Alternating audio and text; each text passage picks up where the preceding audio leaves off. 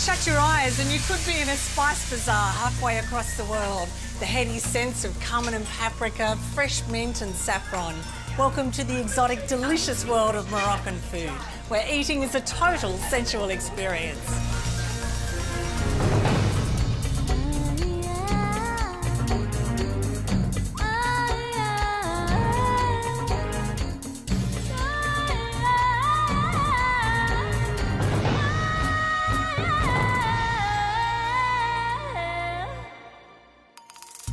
Join our food safari to learn the secrets of the perfect couscous. Simple recipes for preserved lemons and harissa, a spicy chicken and olive tagine, the best lamb for the barbie, and how to make the refreshing Moroccan mint tea.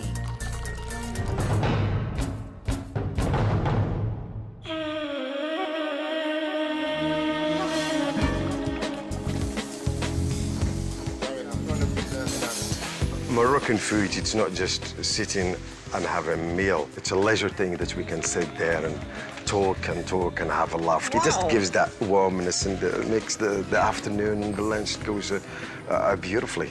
Yeah. Wow, so hospitality is the basis of everything you do. Absolutely. Casablanca-born restaurateur Omar Majdi grew up in his father's restaurant. Now owns Moroccan restaurant Tagine in Sydney and also enjoys cooking traditional meals at home. Omar, for my Moroccan pantry, what are essential ingredients? The most traditional ingredient in Moroccan cooking, it's couscous. As in Morocco, we call it a gift from Allah. Because if you start with a handful like this, and by the time you finish with it, it will be fluffy, a beautiful couscous. It's a communal dish, it's a family dish.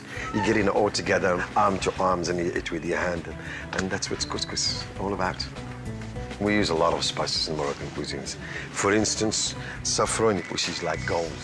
Oh, it's intense, it's beautiful. If you put too much of it, it's overpowering. You just have to be very careful with this spice. Cinnamon. Cinnamon, it's very important. Now, we know this as cassia bark, but you call this cinnamon. Cinnamon. We use it as a bark, and we use it as ground as well. We buy it as a whole like this, and we just grind it as we go when we need it to keep it fresh, and it's got that power to it as well. We have cumin. Ground or seed. You marinate. If you have a chicken, if you have fish, if you have even dressing that you make as well in your salads. We use a lot of paprika, which is sweet paprika. And this is to marinate lamb, fish, you name it. Orange blossom water. We use that to welcome guests and friends when they come to your home. We have these little bottles as people coming into your house. We just give them a little bit in their hand to wash their hands so they can get that fragrance all the evening or the afternoon. Beautiful. And as well, we use it for cooking. So sweet and savoury, Sweet and savoury, absolutely. It's a part of the Moroccan culture.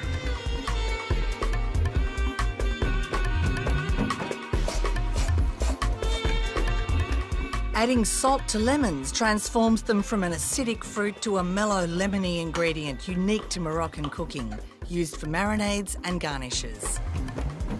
Malika Anaim makes her own every couple of months. Yeah, you just wash them with water and just wrap it like salt. You just cut the lemon by 4 pieces.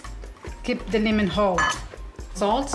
What sort of salt? Sea salt. Okay. Yeah. Oh, a lot. Like this. So about 2 teaspoons? Yeah.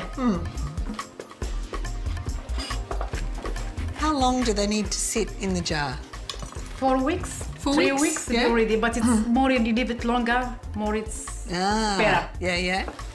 You squeeze it really hard? Really hard, yeah. You have to squeeze it between, don't clip any room. Just squeeze 1 lemon on the top. The salt on the top, just like that. And you cover it with warm water. That's it. Finished. But once you seal it, that's it for 40 days, 40 nights? Yeah. That's it. Put it away from the light, just in the cupboard, not in the fridge.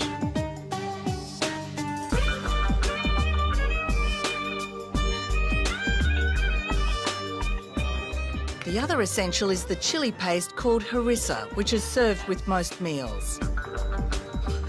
You use fresh chilies to make it? Yes, fresh chilies. Have to be very fresh and shiny like this. These little ones is very hot. Malika adds chopped bird's eye chilies, preserved lemon, garlic, fresh coriander, ground cumin, salt, and olive oil. And adds a little bit more as it blends to a thick paste. Is this going to be too much? Blow my mind.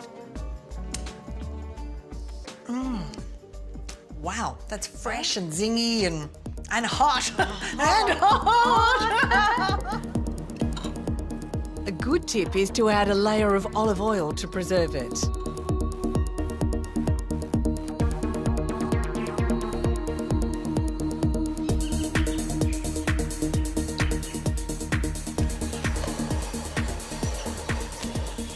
Across Morocco in the villages, women spend hours making the country's great staple, couscous, rubbing fine semolina with superfine semolina to coat it so it resembles a grain. The result when it's steamed is light and fluffy and adored across North Africa. When it's cooked traditionally, couscous is steamed 3 times, usually in a couscousier with meat or vegetables cooking below, the couscous absorbing the fragrant steam wafting up. So you're not following the directions on the pack, on the instant pack? No, definitely not. That's sacrilegious to do that. Sana Zaki simply doesn't have time to roll couscous, juggling 3 children and work as a university professor. So she's developed a cheats version using instant couscous.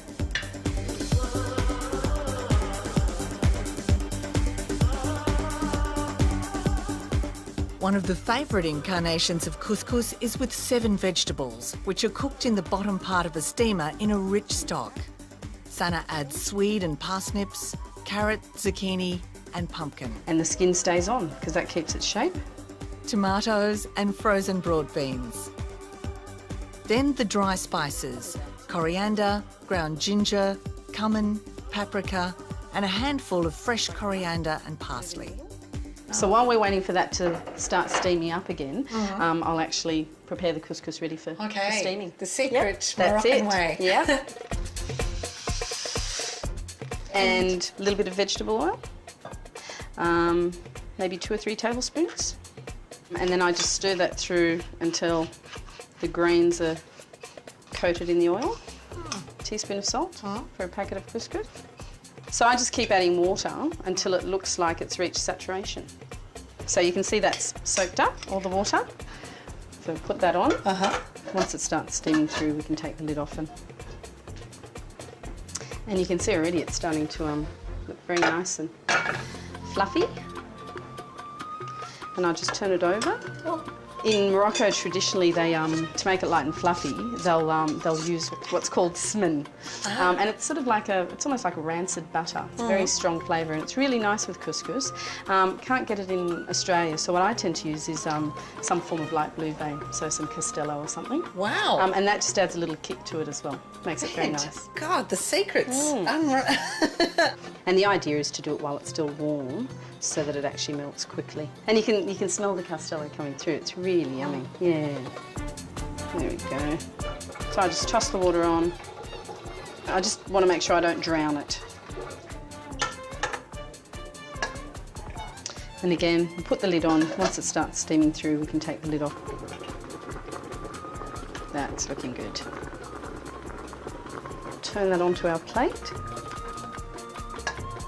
Because we're all eating communal, we don't want all the pumpkin on one side and all the tomatoes on the other. Amazing. Very healthy, doesn't take too long to prepare, and as close to authentic as you can get.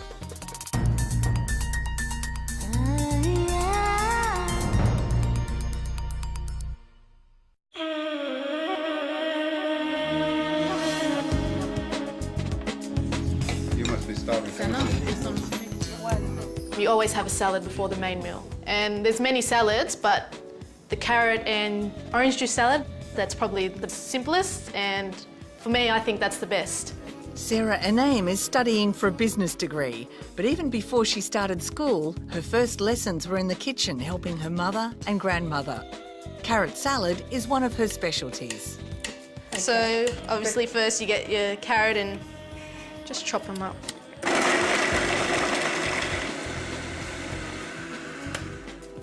Colour is really important in Morocco. It really makes the table look good. Got the next step, which is the oranges. Just squeeze out all the juice. You expect the traditional, you know, with vinegar or sort of a bitter salad. This is quite different, very sweet. So you use quite a lot of orange in that too? Yep, it's usually with 1 carrot you'd use 2 oranges, so just double it. With the sugar, us Moroccans once again, with the sweet, some rose water, not too much. Lastly, cinnamon.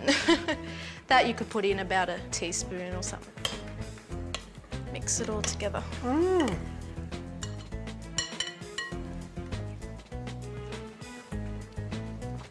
Oh, yum. Good? Wow. And the most Sweet. amazing combination of Yep. ingredients. That is fantastic.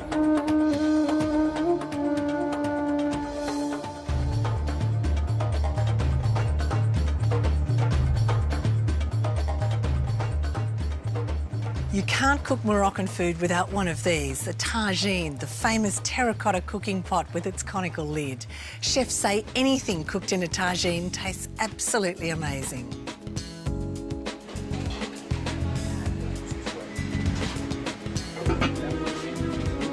It's just a magic dish, but I don't see it only as a look. I see it as a taste, flavor, the aroma that you find in this dish here is absolutely worth investing in it. Every home should have at least one. Chef Hassan Masouli has been cooking for over 3 decades, learning most of what he knows from his mother and applying the results to the 3 restaurants he's opened in Australia. Can you cook with them on a barbecue? In barbecue, great. Yeah. In charcoal is great. Flame, lower heat is always great. Electric, I don't recommend it. You always have to be a distance between the fire and the tagine. Tagine need only the heat. That's why it takes time. So not for the oven. I want to see the oven, definitely not. And if you've got something that would sit straight on a heat source, is there something that you do to protect the food? The best thing I find is celery. To leave that gap, like a line in between. And when you put your chicken or meat, it doesn't allow the chicken to burn. Do you need to do anything before you start cooking with it? Definitely. Because talking about earthware, I mean, talking about terracotta. With tagine, definitely have to soak them in overnight. And next day, before you're cooking it, just add some rock salt, water, and for example, like bay leaves. And when it's boiled, you can see that there is a taste of the earth come out from there. After that, you don't need to soak them every night. That's it? You know why? Because you're going to cook every night in it. Yeah. Oh, okay, yeah. Once you've got your tagine, you're going to use it. You want to cook it every night.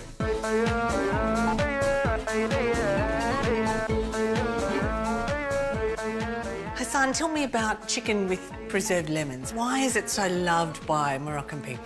I find that preserved lemon is actually almost creating from the lemon a spice. And it's almost the national dish, isn't it? Chicken and I preserved would say second one after couscous, of course, because otherwise then some Moroccan not going to be happy about that if they see the chicken one. To me, yes. Yeah. To me, tagine chicken is really a national dish. Okay, so you start by doing the chamula? Yes, chamula is a marinade. Yeah. It's main marinade for this chicken. Some garlic, and we got some fresh ginger, and definitely we're gonna have a preserved lemon. Now, have you rinsed those? I will rinse them just in little water. Didn't want to rinse them too much. And we need onion. And that's done. Chili you can use here, depend how much you So love just it. half a chili, eh? Yeah. So 1 spoon of paprika, other spoon of coriander. Cumin is one of the main ingredients in Morocco. And salt, of course. And little pepper. Okay, we come into the color now. We're gonna use coriander and parsley. Coriander, this is the best part. Yeah. The bottom always you have to stay because that's the flavor. Okay, it doesn't have to be too fine. We got saffron here being soaked in water. And how much saffron would you have put in You there? can, it's like a pinch enough of saffron. Now it's olive oil. Half cup of olive oil. And bay leaf. This one take always. With bay leaf is just chop them like that in two.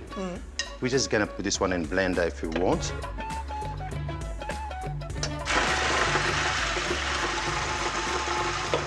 All right, what we got here now, we're just gonna replace this one and put the chicken inside.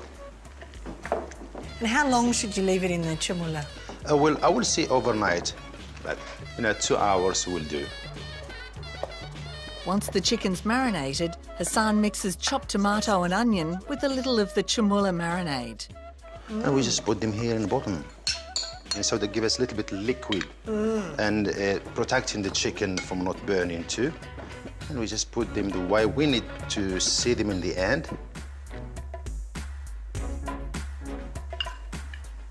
He adds potatoes mixed with a little chumula. Then sliced onion, tomatoes and pitted green olives. He mixes chopped fresh coriander through the remaining chumula, adds a cup of water and pours the mix over the chicken, then garnishes with wedges of preserved lemon. 45 minutes. That's it? 45 minutes will be done. All right. Oh, that is beautiful. Wow. I reckon it's the season of the tagine.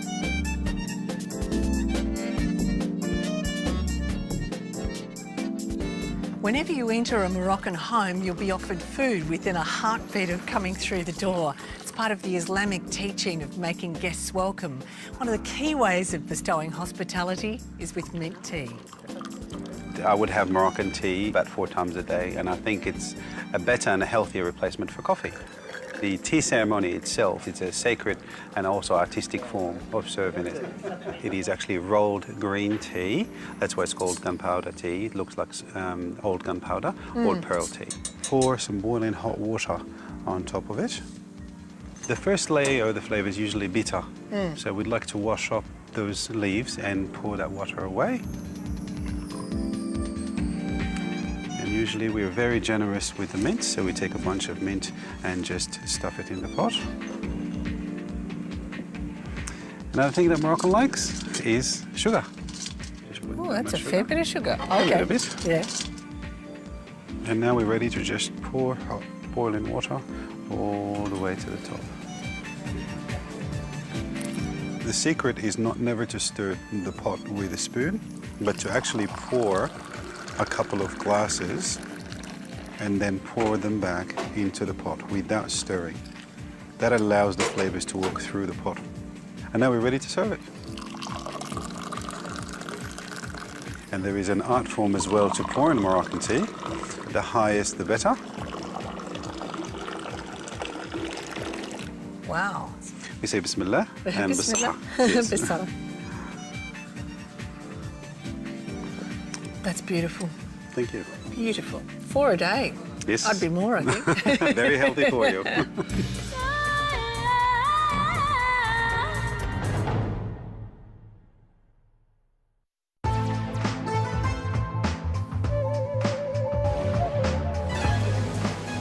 Chef Aziz Bakala grew up in North Morocco and fondly remembers a warm dip called bissara as both comfort food and a good source of protein.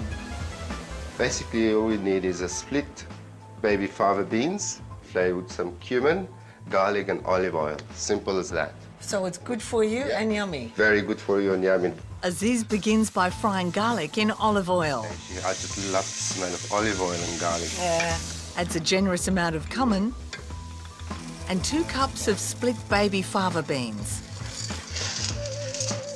He then adds about 6 cups of water. What we'll do now, we'll cover it up and bring it up to the boil, and then we'll watch it if it needs more water or not. We can see it starting to disintegrate now. And This will thicken and will be very velvety later on. So we're now going to add the salt, white pepper, whisk that in a bit. Thick pea soup like your mum used to make. I use the bisara beans. And to this, we now add a little cumin as a garnish, a little bit of paprika. Just put a little bit of black olive on top and a little drizzle of olive oil on top. Simple as that. It's warm, so I guess one shouldn't wait. No, we shouldn't wait. So nice. I could eat a lot of that. Yep. In a cuisine where many people don't have an oven, much of the food is cooked over charcoal, which gives an even, gentle heat. One of the most popular meats is lamb, used in tagines, as brochettes, or simply marinated and cooked on the barbie. Something Aziz believes should be the flavour of summer in Australia. So this is the lamb back straps. Just cut it into strips so that we can grill them. So 3 strips, another one. So we take the cumin. This is cumin, just a sprinkle. I love cumin, so I'm generous with it. But again, paprika, salt, and 2 tablespoons of garlic. Some black pepper is good. And a little bit of coriander. And a little bit of parsley. Okay. Lemon juice. Okay. And olive oil is always good to help blend the spices into the meat. Just brings out, oh, beautiful aroma already. So now we're just gonna... Just a little bit of olive oil. Yeah. Okay, just mix everything together with your hand. Basically, just put the meat on. And you can smell now the marriage of paprika, cumin, and beautiful. And it's just really transported you back to Morocco. Yeah, it's really, great. Oh. It's the color. That's a beautiful color. Only a little bit of oil. Yeah, it's beautiful. It's ready to serve now. And there you are. Wow. The minted yogurt is delicious. Melts in your mouth. That is stunning. Takes me back to Morocco. Thank you. Definitely. My pleasure.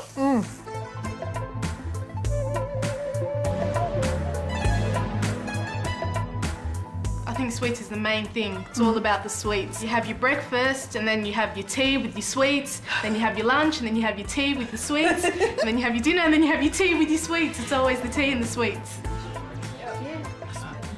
During Ramadan, even more sweets are consumed to help the energy levels of people fasting.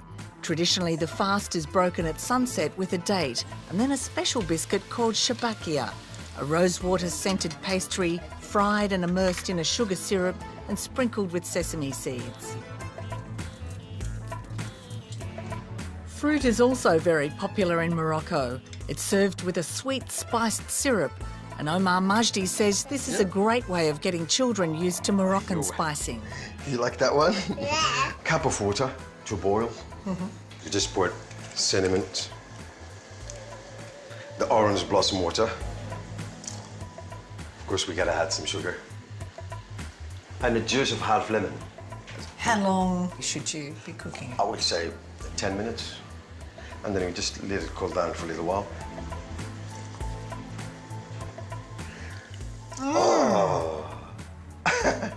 Fantastic. Like? What do you think? Beautiful. I think it's an absolute winner.